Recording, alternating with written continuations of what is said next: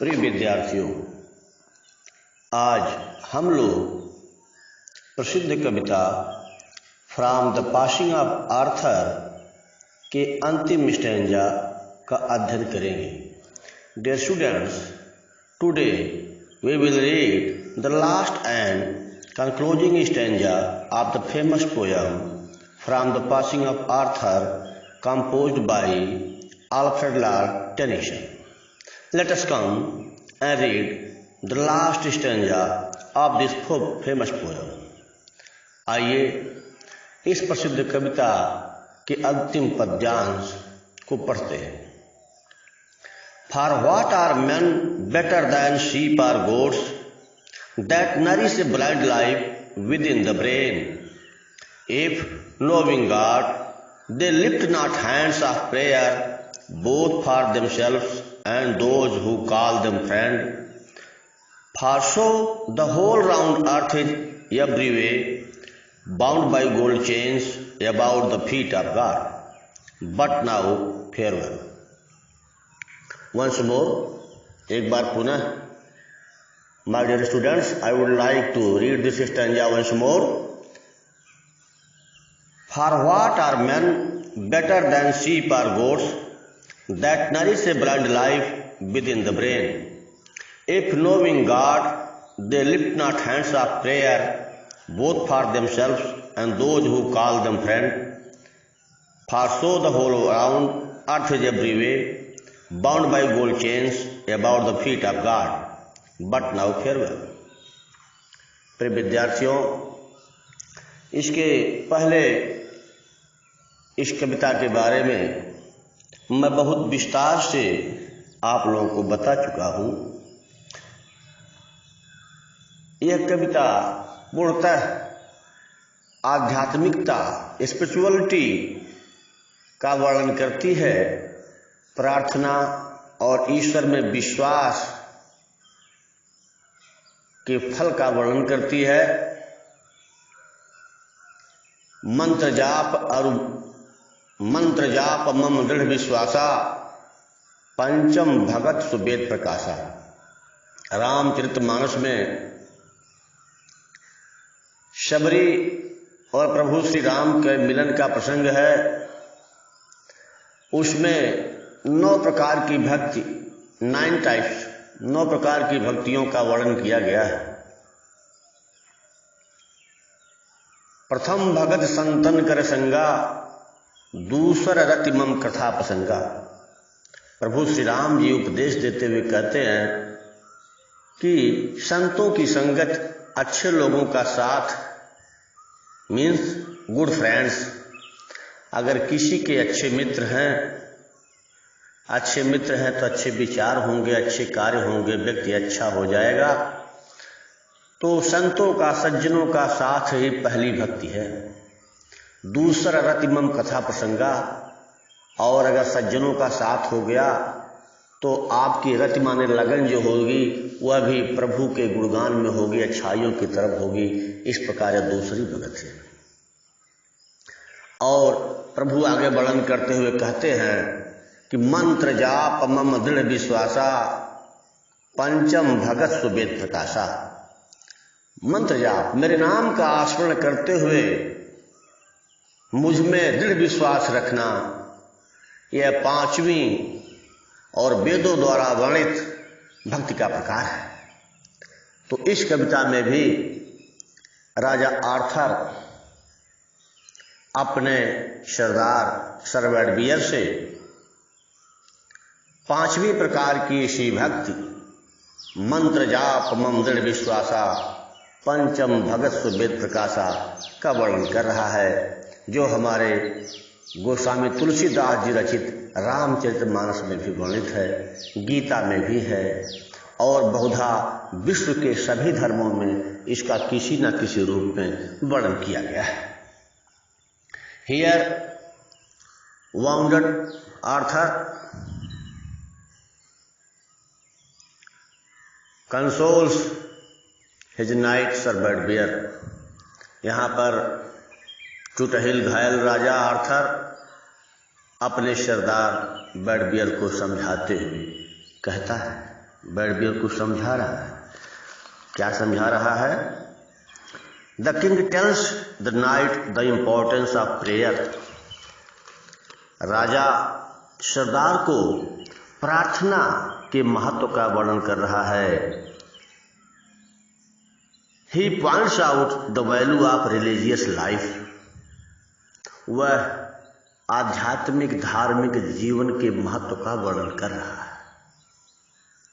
इस प्रकार in this last and concluding stanza, Lord Tennyson says about value of prayer and value of religious life। इस प्रकार इस अंतिम पद्यांश में लॉर्ड टेनिसन ने प्रार्थना और धार्मिक जीवन के महत्व का वर्णन किया है। Let us come and translate the stanza line by line. For what are men better than sheep or goats? बर्डबियर से राजा आर्थर कहता है, For what are men better than sheep or goats? क्या ऐसे लोग शीप भेड़, गोट्स बकरियों, क्या ऐसे लोग भेड़ों और बकरियों से अच्छे हैं? बेटर देन, अपेक्षाकृत अच्छे हैं, बनिस्पत अच्छे हैं। If knowing God that nourish a blind life with in A brain. जो अपने मस्तिष्क में एक अंधे जीवन का पालन पोषण करते हैं। अर्थात राजा आर्थर बर्डबियर से कह रहा है कि जो लोग मनुष्य होते हैं, हैविंग ब्रेन, जिनके पास मस्तिष्क होता है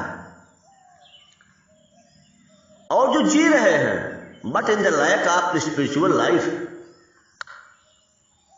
इन the lack of prayer to God, लेकिन जीवन में आध्यात्मिकता के अभाव में, ईश्वर की भक्ति के अभाव में, they nourish a blind life in their brain, तो वे अपने मस्तिष्क में आध्यात्मिक शक्ति के, आध्यात्मिक भक्ति के अभाव में अंध जीवन जीते हैं। अर्थात हे बर्डबियर, क्या ऐसे लोग जो मनुष्य होते हुए मनुष्य का मस्तिष्क तो रखते हैं किंतु ईश्वर की प्रार्थना और ईश्वर में विश्वास नहीं करते, तो क्या ऐसे लोग भेड़ और बकरियों से अच्छे हैं जो अपने अंदर मस्तिष्क में एक अंध जीवन को जीते हैं? अर्थात आध्यात्मिकता के अभाव में ज्ञान अंध के रूप में जीते रहते हैं।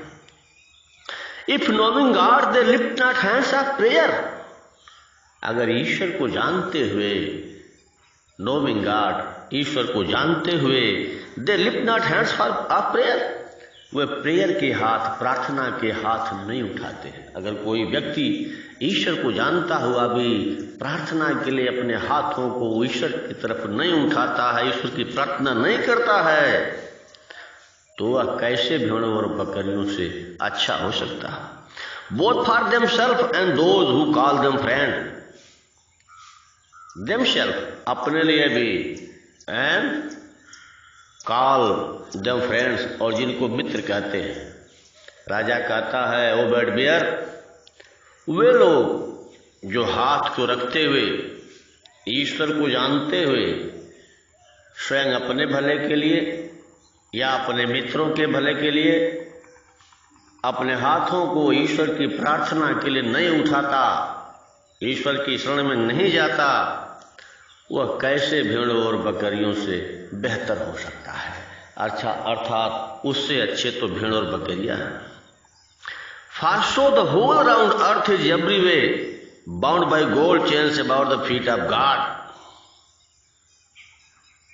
For so the whole world, for so the whole round earth is every way bound by gold chains about the feet of God. But now farewell. प्रार्थना एक कड़ी है जो सोने की जंजीर की सहायता से इस विश्व को ईश्वर के चरणों में बांधती है।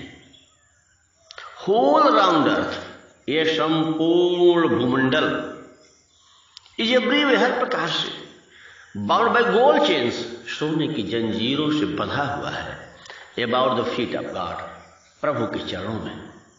बट नॉट फेयरवेल, लेकिन इष्ट में कल्याण की कामना करो। अब my dear students, I would like to explain this stanza in English. So these lines have been taken from the poem The Passing of Arthur, composed by Alfred Lord Tennyson. In these lines, King Arthur consoles Sir Bedwyr, a knight of round table. He points out the value of religious life, and he tells Bedwyr the importance of prayer.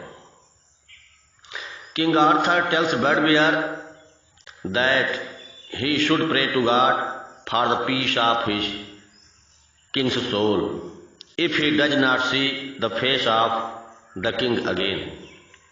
Prayer has great power. It can do wonders. The things which are impossible to be done by any way can be achieved by the supreme power of prayer. Therefore, as the fountain flows on continuously, Knight Bedwyr should raise his voice in prayer for the peace of the king's soul. The King Arthur says that man has mind, animal does not have mind. The man who do not use their minds are no better than animals like sheep and goats.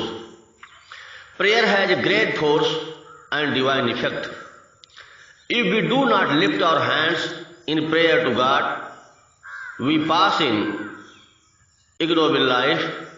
We should always lift our hands to Him in prayer. Man is linked with the feet of God by means of spiritual link, which should be kept as strong as possible. These lines describe the firm faith of poet in God. ये जो पंक्तियां हैं वह कवि की ईश्वर में अटूट आस्था का वर्णन करती हैं। The King Arthur points out the efficacy of prayer. In his opinion, prayer has the power of doing such wonderful acts as cannot be imagined by the people. He therefore asked his knight Sir Bedwyr to pray for him. The king gives the reason why people should pray to God.